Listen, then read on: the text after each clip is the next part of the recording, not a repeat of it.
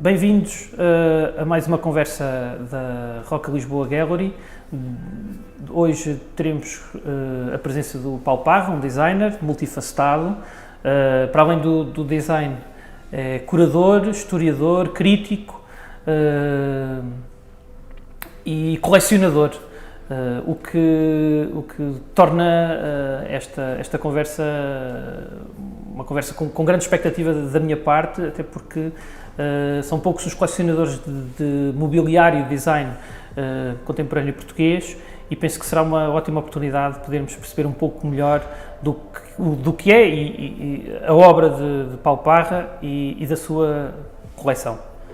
Paulo, mais uma vez obrigado por esta oportunidade e gostava desde já, perceber, se calhar de uma forma muito genérica, acredito, esta atração do design de cadeiras, até porque o Paulo, na sua carreira até os dias de hoje, não desenhou nenhuma nem duas, desenhou mais de uma dezena delas. Era tentar perceber nesta múltipla leitura que o Paulo tem sobre o design e das várias peças, desde pedais a motas, a automóveis, quer dizer, uma panóplia enorme de objetos, mas depois já parece-me a mim uma atração para com este objeto tão diferenciador, diria assim. Bom, a cadeira acaba por ser um objeto icónico dentro daqueles objetos que qualquer designer produz. Depois tem aquela parte interessante da relação com o corpo humano, muita proximidade, em que as questões do conforto são colocadas. E, portanto, digamos que é um desafio, pelo menos nos primeiros tempos de designer, desenhar uma cadeira. Como o meu percurso já vai longo, é natural que eu tenha desenhado várias e que vão desde esta cela, que no fundo é um assento, até à cadeira para o Presidente da Comissão Europeia, que é um trono, e portanto entre o assento e o trono temos uma distância muito grande, e qualquer uma delas foi um grande desafio. E portanto, digamos que tentamos sempre melhorar, por um lado, as condições de conforto das pessoas que são os possíveis utilizadores das cadeiras, por outro lado, abraçar outros ideais, como por exemplo é o caso destas duas que aqui estão, em que a sustentabilidade está muito presente, uma vez que essa cadeira monte é... Tal como o nome diz também. Exatamente. Eu também gostava de relevar, vá lá, esta questão das premissas, isto é, quando a relação entre a cela e o trono, não é? Há aqui uma premissa, circunstância daquilo que nos é proposto, que faz, na verdade, que o produto final seja diferenciado. E nesse sentido, e olhando nesta questão destas duas, da cela e do monte, há aqui a base da tradição, não é? Há aqui uma Portugalidade, há aqui... isto é um fio condutor, ou realmente, tal como eu dizia, cada objeto ou cada encomenda tem a sua circunstância, o seu cliente, o seu utilizador, e o objeto por si é desenhado e encaminhado para esse fim? Depende. Estas duas, eu vivi muitos anos no Alentejo, tenho uma ligação muito grande com essa região de Portugal, e portanto é natural que eu explore, até porque são objetos que estão presentes na minha vida desde muito novo, e portanto exploro alguns materiais ou algumas formas que estão presentes numa cultura tão ancestral como a cultura alentejana. E portanto a cela partiu disso precisamente, de eu achar que a cortiça não servia só para fazer rolhas na altura, e portanto trabalhar a cortiça, dar uma nova dignidade. A cela foi apresentada em Barcelona em 96 e no mesmo ano foi apresentada também em Lisboa, na Experimenta. em Barcelona, na Primavera del Desenho. Desde essa época e na altura tornou-se uma peça muito inovadora na área da cortiça, uma vez que não havia objetos de grande escala feitos em cortiça. Normalmente a cortiça servia para fazer rolhas e pouco mais. E coxos e tarros, coisas mais tradicionais do Alentejo. E eu decidi experimentar fazer um objeto com caráter lúdico, dinâmico, interativo, para apresentar.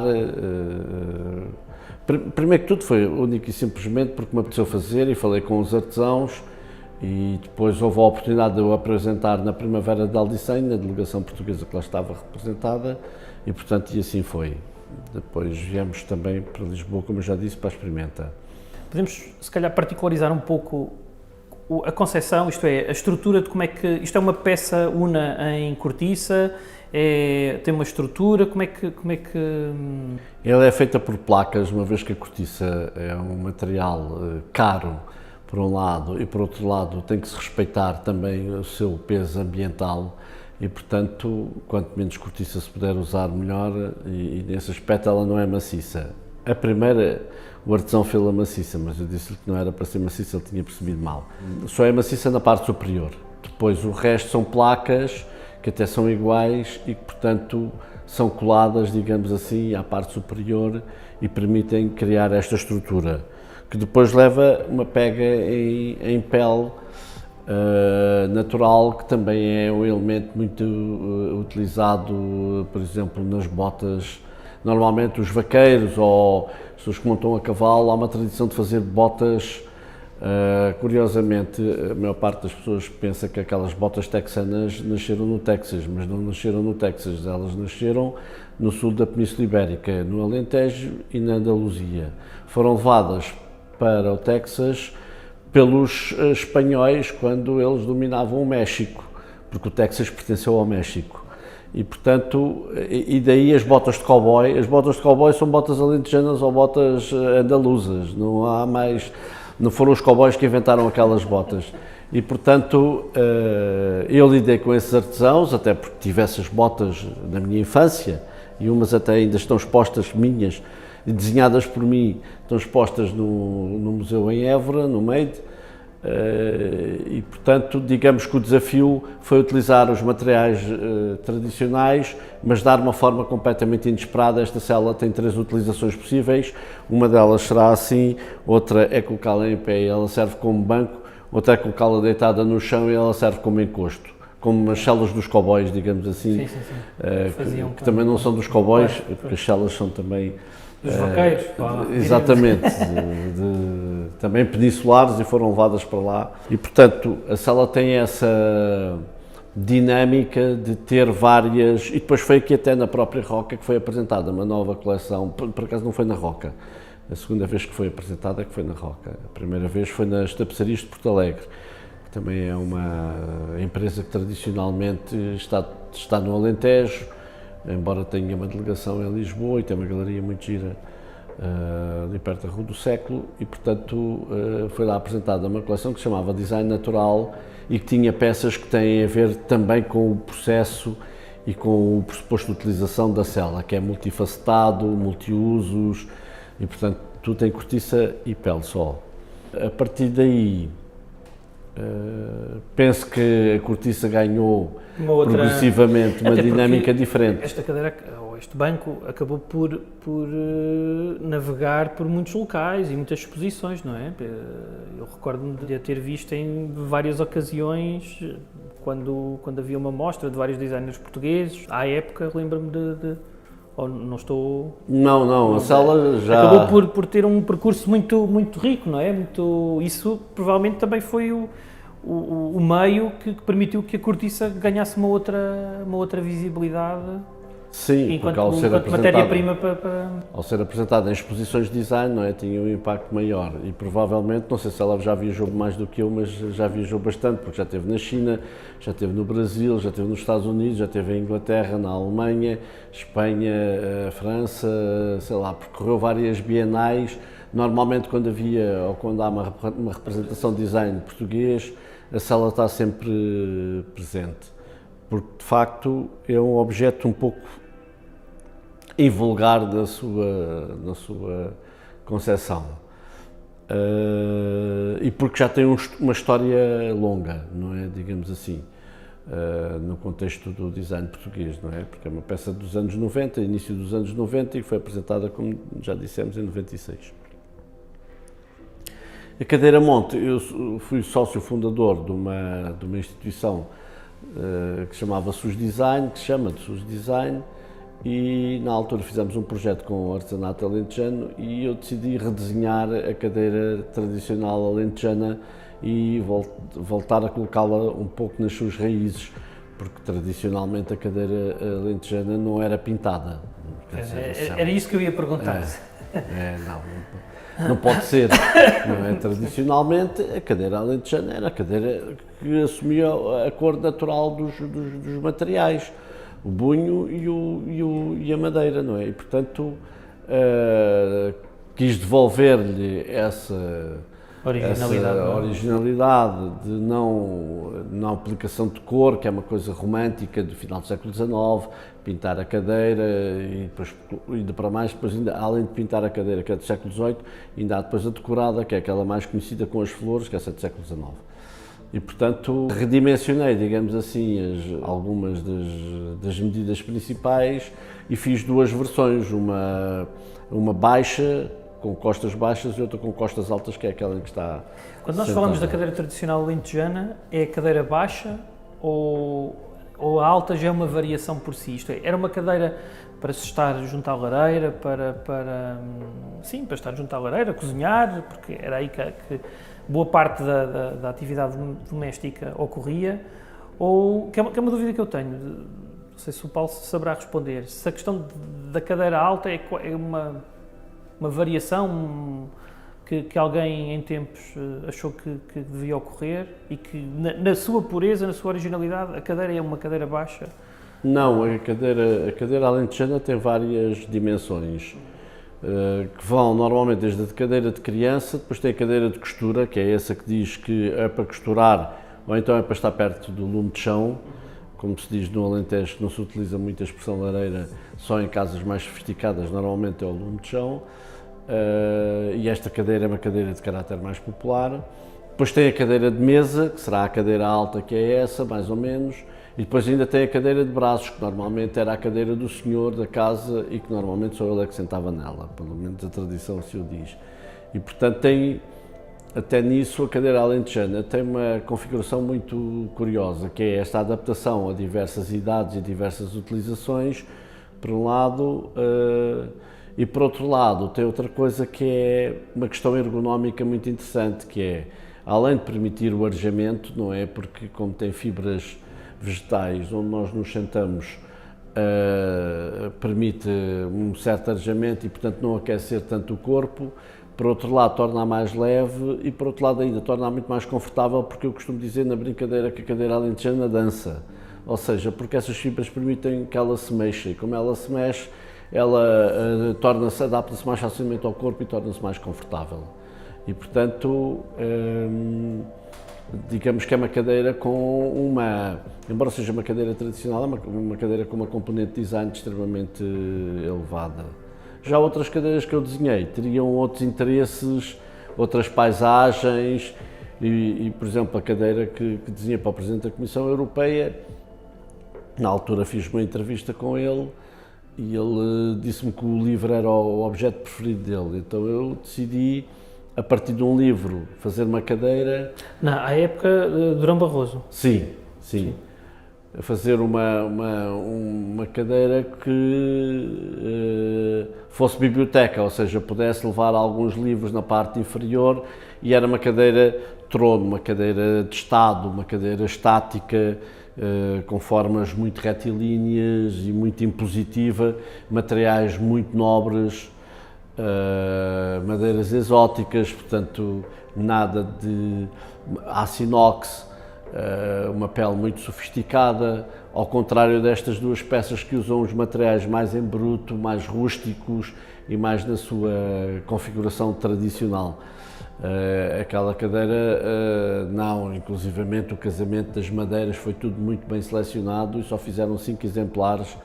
Portanto, a primeira ficou para o Presidente da Comissão Europeia, para o Durão Barroso, a segunda ficou para mim, a terceira ficou para a empresa que fez a cadeira, a quarta ficou para um museu em Paredes e a quinta foi leiloada para os refugiados da Unesco na China. Esteve lá numa exposição e depois ficou lá para leilão.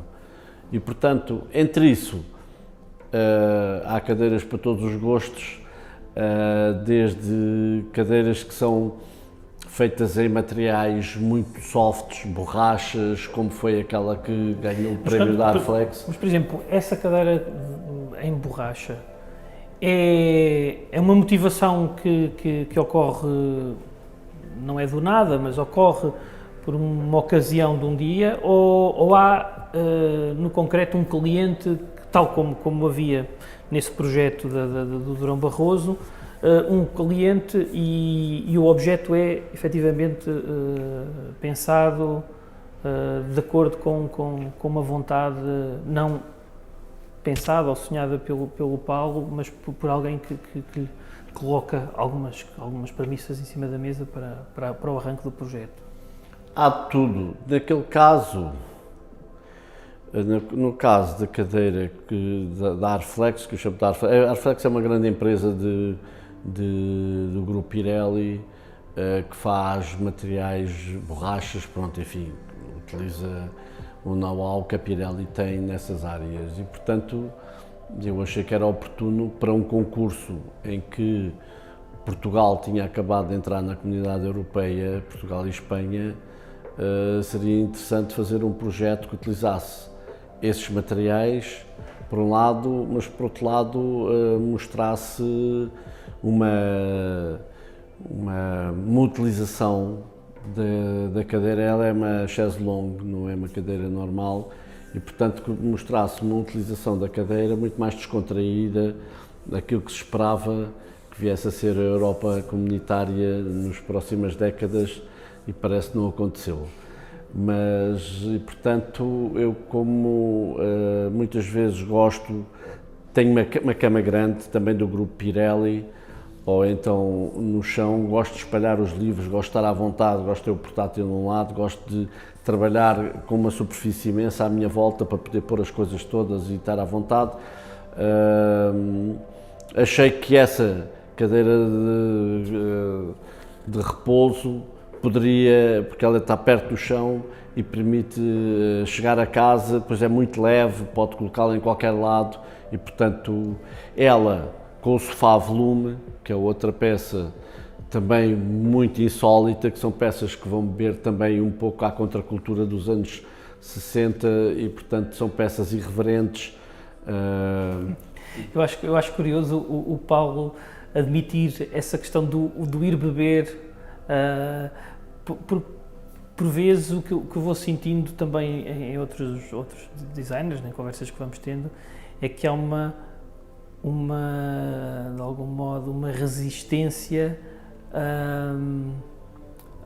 às influências. Quase que se constrói uma narrativa da originalidade que todos nós sabemos que não existe, não é? Mas eu acho muito curioso essa questão dessa frontalidade, de assumir a questão das influências no desenho do objeto. Fazer design é como cozinhar. Nós temos que ter os ingredientes e não inventamos os ingredientes, portanto, eles já existem. Alguns designers acham que são inventores, confundem as atividades. O que acontece basta dizer que grandes arquitetos e designers como Peter Behrens ou Corbusier eram pessoas muito... eram os grandes estudiosos, por exemplo, da arquitetura clássica e nunca tiveram problemas em assumir as suas referências. Portanto, eu também não tenho. Eu tenho referências, não inventei a partir do nada, aliás, não fui eu que inventei a cadeira, ela já estava inventada. Agora, eu o que tento é fazer 2 tipos de processos essenciais, ou até podemos falar em mais 2 ou 3, mas na sua base, muito ligado às raízes culturais, que é a parte nacional, portuguesa, alentejana, enfim, e portanto trabalhar essa Portugalidade, como referiu há pouco, por um lado. Por outro lado, fazer uma ponte com um universo que pode ser um universo muito pessoal, ou então pegar numa utilização que é menos convencional, que é, por exemplo, eu gosto muito dessa contracultura dos anos 60, por uma série de motivos que escapam à questão política, mas se prendem muito mais com a luta entre gerações, com a necessidade que foi sentida de se mudar a sociedade e da sociedade se tornar uma sociedade provavelmente menos cinzenta, muito mais colorida, muito mais agradável de ser usada ou de ser vivida, e portanto quer essa cadeira EM, quer o sofá volume têm essa vontade expressa. O sofá volume, por exemplo, é praticamente impossível encostá-lo a uma parede, porque eu não quis mesmo que ele fosse encostado a uma parede. Ele é uma figura central na casa e, portanto, ele é de baloiço e, portanto, tem as costas curvas. Bem, só uma pessoa com muita generosa é que vai encostar aquele sofá a uma parede, porque ele não é para ser encostado a uma parede. Ainda para mais tem aquela capa que depois, quando nós nos sentamos, se abate e modela ao corpo. Portanto, seja o sofá volume, seja a cadeira EM, que está no chão, e que, portanto, é para estar no chão e é para ser posta em pé, encostada a uma parede, se eu precisar de espaço, por exemplo, ou o sofá também pode ser encostado de qualquer forma, porque são peças muito leves, com novos materiais, que também a contracultura dos anos 70 na área do design e da arquitetura utilizaram bastante, e portanto, digamos que são essas, digamos, as suas raízes. Por outro lado, eu gosto muito do que é essencial, isso também é uma vertente que eu tenho herdada da cultura alentejana, e portanto, aliás, o livro editado pela Roca, acho que chama-se precisamente Design Essencial, precisamente porque há uma essencialidade que eu procuro em muitas peças que desenho. E, por exemplo, a cadeira essencial tem essa essencialidade porque ela só tem quase o arquétipo da cadeira que a criança desenha quando está na escola primária, e que são 4 pés e umas costas, e portanto, digamos que ela vai à procura dessa transparência, dessa quase essencialidade dos limites da cadeira e mais nada. E portanto, digamos que entre estes universos, todos nós somos pessoanos de alguma forma e portanto assumimos diversas personalidades, e também um designer o desafio que é colocado é que vai determinar muita coisa, não é? Nesta valência multifacetada, não só de quem conhece a obra do Paulo sabe que o Paulo não se cingiu apenas ao design de cadeiras, e sim a uma multiplicidade de outros objetos e de natureza diversa. Eu gostava de podermos falar um pouco de uma outra de outra faceta do Paulo, que é de colecionador, e se calhar primeiramente perceber como é que tudo começa, enquanto designer, enquanto homem do ofício, se interessa por colecionar objetos de outros colegas, não é? Bem, quando eu estava a estudar havia poucos museus de design e eu achei que poderia aprender com os mestres alguma coisa, e portanto comecei a comprar peças de grandes designers internacionais, Polaroids ou Kodaks ou outras peças que eu poderia, giradiscos, pronto, enfim. Mas essas aquisições não era para uso e acabaram por ficar em arquivo, não, era logo... Era para aprender.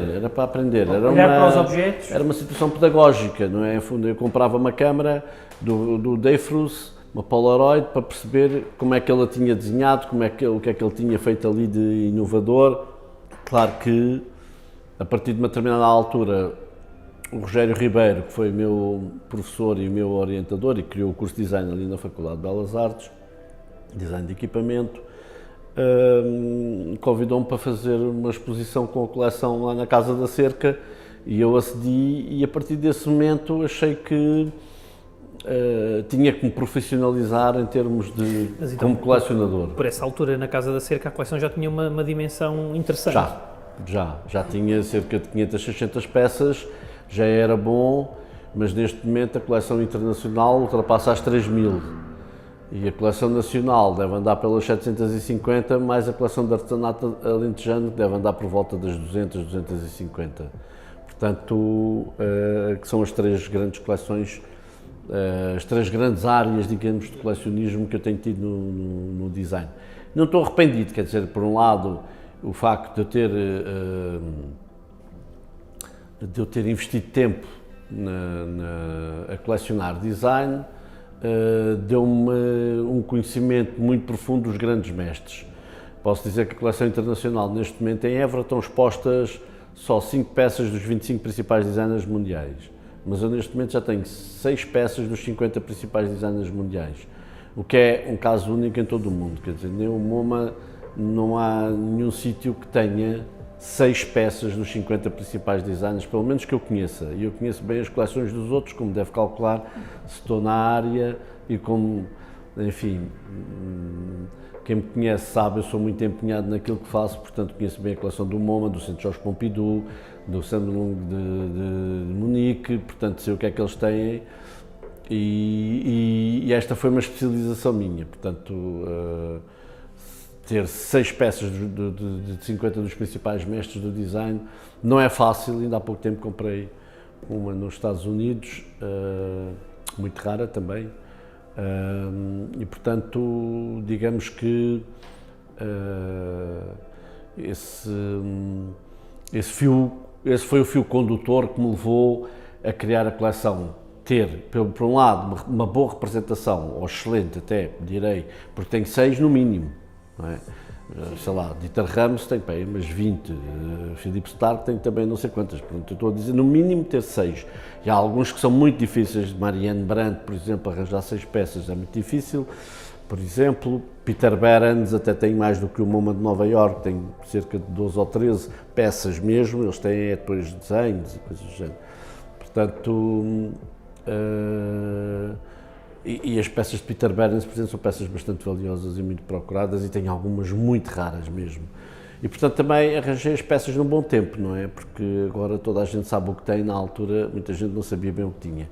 E depois eu nas minhas viagens ia trazendo, pronto, ou então comprava no início do eBay, comprava nas leiloeiras, pronto. Também tinha uma oferta muito grande de locais onde procurar e, portanto, a coleção foi crescendo assim. Depois tem outra centralidade que é ícones e clássicos do design, ou seja, tudo o que sejam peças que eu considerei ou que outros autores consideraram como sendo clássicos do design, também lá estão representadas na maior parte dos casos. Portanto, é uma coleção que foi feita por um designer que também é professor numa universidade, neste caso na Universidade de Lisboa, e, portanto, que tem as ferramentas de investigação bem afinadas, porque é uma das coisas que tem que fazer para subir na carreira e, portanto, digamos que é uma coleção fora do baralho no contexto internacional, porque não é uma coleção que começou como investimento. É evidente que não vou dizer que agora não tenha sido aliás, muitos dos meus colegas dizem que eu tive muito mais vezes a investir no design do que na bolsa, não é? Porque a bolsa anda para baixo e para cima e o design só sobe. Mas não desce de valor. Portanto, também é preciso saber comprar, evidentemente, mas depois também uma pessoa já tem um nome na praça e, portanto, as coisas aparecem naturalmente. E relativamente à coleção portuguesa? A coleção portuguesa foi o mesmo princípio, mas foi, quer dizer, mais ou menos, porque eu depois, numa determinada altura, tinha tantas peças internacionais que pensei, até parece mal ter poucas peças portuguesas e ter tantas internacionais. E numa determinada altura pensei, bom, vou fazer uma razia, como tenho muitos fornecedores, arranjo com facilidade peças e numa determinada altura comecei a comprar deixei de comprar praticamente internacional e foquei-me no nacional. E, portanto, a história da Vista Alegre, do Olaio, da Marinha Grande, de ter peças desde o século XVIII, mais ou menos, até ao século, tudo, as grandes cerâmicas, Sacavém. Bom, tudo isso está representado na coleção. Pratas de Leitão e Irmão, por exemplo, que é uma boa ourivesaria portuguesa. Portanto, digamos que as principais marcas, até a panela de pressão da Cilampos do João Ratão e da Carochinha, lá está. Portanto, e o livrinho respectivo, mais o cinzeiro, e portanto tudo aquilo faz um conjunto bastante raro de encontrar naquele contexto, uma vez que é uma coleção de design português que é feita mais uma vez por um designer e, portanto, eu investiguei muito, até porque sou professor de História do Design Português, e investiguei muito sobre a história do design português, e as coisas acabam por se interligar umas com as outras. E no caso em particular das cadeiras, que também em si é um grupo, não é? Uma secção da coleção portuguesa muito interessante e provavelmente único em Portugal. Nem mesmo o MUD hoje conseguirá ter um acervo como o que o Paulo apresenta relativamente ao design de cadeiras. Não, pelo menos que eu saiba é o maior acervo, não só português como mundial, uma vez que estamos a falar de design português, claro. Mas são perto de 100 cadeiras, das mais diversificadas origens, porque não são só cadeiras designers, são também, por exemplo, as tradicionais cadeiras alentejanas, ou de couro lavrado, ou de, pronto, enfim. Rabo de bacalhau. Exatamente, todas elas lá estão representadas, mas é evidente, até porque tenho a sorte de sendo designer, ter colegas designers e, portanto, tenho acesso a algumas peças dele, conheço bem os trabalhos deles, até porque cresci com eles, e, portanto, até aí consigo selecionar com alguma facilidade as peças que mais me interessam e, portanto, é um percurso mais ou menos que vai desde a cadeira de tábua, que foi introduzida pelas ordens religiosas em Portugal no século XII, XIII, quando houve a Reconquista, até, digamos, à cadeira do Tony Grilo, que representa uma imagem de uma cadeira escultura e que, portanto, é mais um objeto de contemplação do que propriamente uma peça para sentar e, portanto, temos essa baliza, digamos, na coleção entre estes dois grandes opostos, que é uma cadeira de tábua e a cadeira do Tony Grilo. E, portanto, no meio disso tudo temos a representação dos grandes designers, arquitetos portugueses. A exemplo dessa cadeira do Tony Grilo, a coleção continua a ser alimentada, continua a crescer. Sim, se bem que ela tem alguma tendência para ter ficado mais ou menos no século XX. XXI ainda não muito. E quer dizer, também não interessa muito, no contexto histórico, ter peças que estão à venda nas lojas novas. Quer dizer, não é isso. Posso dar um exemplo, por exemplo, da coleção internacional. Há um relógio de um grande designer italiano que só foi editado durante um ano ou dois por aquela marca, que é Rizzitallora, que é uma marca italiana antiga, e que agora é vendido pela Alessi, consegue arranjar o da Alessi. É evidente que o meu é o Rizzitallora, o original, não é o da Alessi, portanto eu sempre procurei que houvesse nesse aspecto os objetos fossem de primeira geração. Por exemplo, não vou citar nomes, mas a maior parte ou alguns dos museus principais design não têm o original do Dieter Rams, que não é só do Dieter Rams, que também aparece errado, porque é do Dieter Rams e do Wagenfeld, mas daquele sistema Hi-Fi da Braun. Branco. Sim, porque o original, a cabeça dos giradiscos é branca de plástico e foi desenhada pelo Wagenfeld. Depois fizeram o Dieter Rams tirou aquela e desenhou uma em tubo de alumínio, mas que já não é original. Portanto, estas coisas, estas particularidades que são muito pequenas, só quem sabe mesmo, é evidente que uma grande leiloeira sabe esta diferença, não é? De resto não é fácil. E portanto, quer dizer, eu no meu percurso, eu estou à beira já desenhei o carro elétrico, mas estou agora a construí-lo, e portanto o percurso vai desde a simples garrafa para beber água até ao carro elétrico. digamos que na coleção também temos esse espectro bastante alargado, porque de facto o design está em muito sítio, é muito mais presente, omnipresente do que nós imaginamos e, portanto, a coleção procura corresponder também a esse tipo de... E é evidente que por trás disto tudo está o quê? Uma grande biblioteca que são 3.000 e tal livros, de tudo o que é bom, os grandes catálogos do MoMA, antigos, recentes, tem livros, por exemplo, há um designer nórdico que era filho dos reis da Suécia,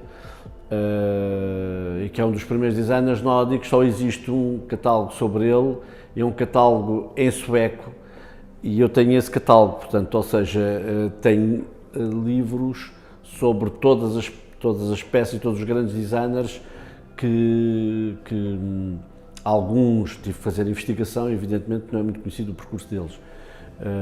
E no caso do design português, precisamente a mesma coisa. Aliás, o Nick Holland, que foi diretor da Vista Alegre durante muitos anos, quando viu a exposição lá em cima, que o Pedro também viu, dizia-me assim: eu não sabia que a Vista Alegre tinha peças tão bonitas antigas. E de facto tem. Portanto, agora, eles não sabem porque no museu deles não valorizam esse tipo, porque o olhar do designer é um olhar diferente do olhar do industrial da cerâmica. São coisas completamente distintas, não é? E, portanto, eu, ao escolher peças da Vista Alegre ou de Sacavém, eu escolho as peças que eu acho que têm uma componente de design forte, não é? E não uma componente decorativa. Um olhar mais de raio-x sobre o objeto que depois a vista do industrial não atinge. Eu gostava só também que ficasse aqui gravado na nossa conversa, os aficionados das cadeiras, porque é isso que também nos traz aqui, quando e onde poderão ter a oportunidade de poder ver a coleção do Paulo?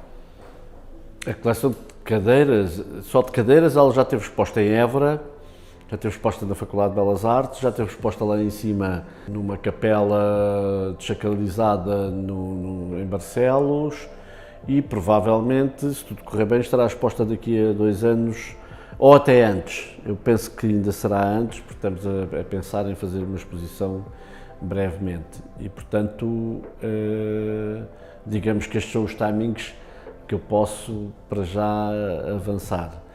Eu gostaria só de dizer que, para além de todo este percurso que temos estado aqui a falar, ainda há o professor, não é? O professor que passou por 4 instituições de ensino superior em Portugal, coordenei as 4, ou seja, fui coordenador de cada uma dessas escolas, da ESAD de Matosinhos, do IAD em Lisboa, da Universidade de Évora, do curso de Design da Universidade de Évora e, claro, das Belas Artes, que é onde estou agora, e onde já fui coordenador do curso, agora estou a coordenar o mestrado.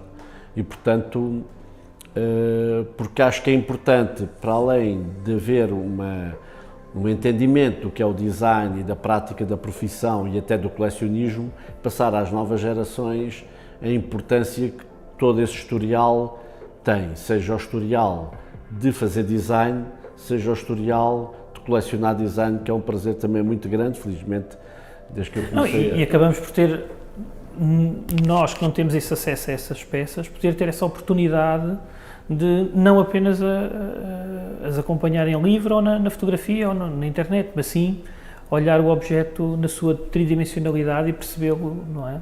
Acho que isso, o trabalho do colecionador também é muito importante nesse sentido, em que não só os alunos, como o público em geral, poderá beber dessas exposições e olhar os objetos com outro olhar, que não apenas e só o das imagens de livros ou de internet.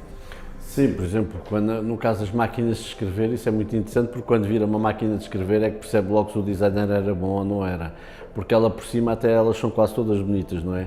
Mas quando as vira ao contrário é que percebe que há uma grande diferença entre uma máquina de escrever desenhada pelo Mario Bellini e uma máquina de escrever desenhada por um engenheiro ou por um habilidoso ou até por um designer menos habilitado. E, portanto, faz toda a diferença. O que acontece é que eu acabei por lidar com esses objetos no dia-a-dia, fui eu que os limpei, que os tratei, enfim, e que os acarinhei também de certa forma, e portanto acabei por aprender muito com eles também nesse dia-a-dia. Embora, como lhe digo, as minhas referências estão são muito fluidas, quer dizer, não pego propriamente, pego mais a conceitos. Vou-lhe dar um exemplo, por exemplo, uma Bienal no Japão em que o tema era o tato, porque são bienais japonesas muito difíceis de participar, porque são temas, o vento, a água, o tato, e quando participei com o tema do tato, eu pensei, o que é que vou fazer que tenha a ver com o tato?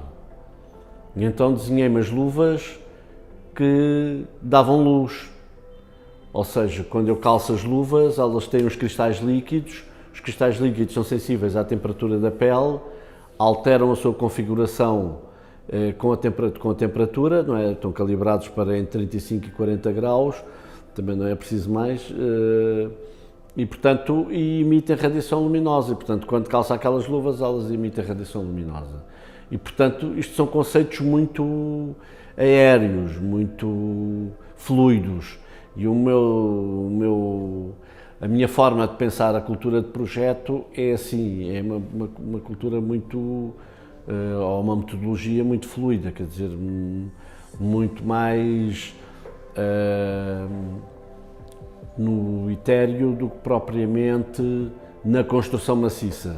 Depois temos que fazer as coisas, quer dizer, depois elas têm que acontecer, mas aquelas luvas dão-lhe iluminação pontual, permite-lhe sinalização, se encontra uma pessoa, aperta a mão à pessoa e a energia que existe naquelas duas mãos vai fazer com que as luvas ainda irradiem mais luz, e portanto tudo aquilo é um acontecimento em termos de performance.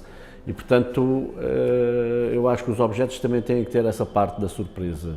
E portanto tenho tentado inscrever isso, e claro que os objetos do passado têm menos essa capacidade, porque a tecnologia também era outra, não é? Muito bem. Por aqui ficamos, poderíamos ficar aqui muitas horas, até porque um designer interessante como Paulo Parra será difícil de trazer novamente à Roca Lisboa Gallery, e fica o desejo que vejam as outras conversas sobre o design de cadeiras em Portugal, e até breve. Eu queria só agradecer o convite e aconselhar a que vejam design. Sim, eu acho que... E sentem-se em design. Não, mas eu acho que o museu...